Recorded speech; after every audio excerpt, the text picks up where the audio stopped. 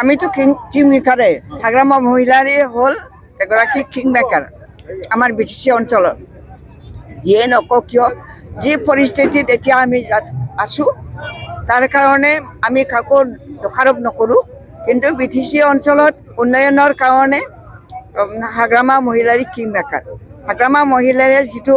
উন্নয়নৰ কাম কৰিছে সেইটো সকলোৱে দেখি আছে বাকী আছে মানে হ'ল গোটেই ভাৰতবৰ্ষটো উন্নয়নৰ কাৰণে কাম কৰিবলৈ কিমান বছৰ লাগিছে অসমত উন্নয়নৰ কাম কৰিবৰ কাৰণে কিমান বছৰ লাগিছে আমিতো কম সময়ৰ ভিতৰতে বহুত কাম কৰিছোঁ এইটো ৰাইজে দেখি আছে গতিকে ৰাইজে এতিয়া মানে অনুতাপ কৰিছে যে আমাৰ হাগ্ৰামা মহিলাৰ চৰকাৰ কৰিব পৰা নাই তাৰ কাৰণে অনুতাপ কৰিছে সেই অনুতাপৰ মাধ্যমেদি আমি হাগ্ৰামা মহিলাৰে ছেপ্টেম্বৰ মাহত যদি ইলেকশ্যনটো হয় বা যিটো মাহতে নহওক কিয় হাগ্ৰামা মহিলাৰে কিং মেকাৰ হ'ব আৰু আমি চৰকাৰ কৰিব পাৰিম সেই বিশ্বাস আমাৰ ৰাইজৰ আছে কাৰণে আমাৰ সকলোৰে মানে বিশ্বাসটো আছে এই নিৰ্বাচনত আপুনি অৱতীৰ্ণ হ'বনে মই নহওঁ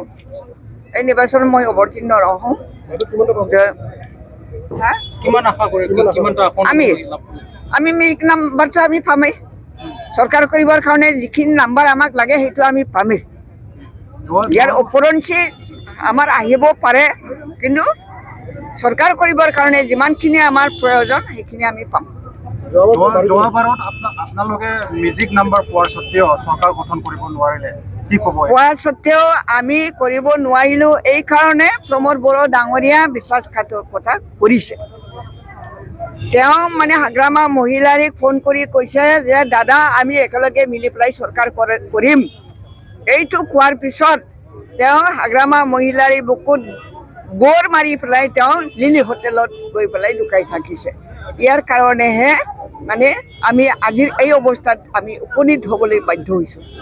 পুনৰবাৰ নহ'ব এতিয়া আমি এতিয়া কিবা পাইছোঁ আৰু লেচনটো পাইছোঁ প্ৰমোদ বড়ো ডাঙৰীয়াই যিটো আমাক বিশ্বাসঘাতকতা কৰিলে ইয়াৰ পৰা আমি ভাল লেচন এটা পাইছোঁ আৰু আমি ভৱিষ্যতত আমি সাৱধান হৈ থাকিম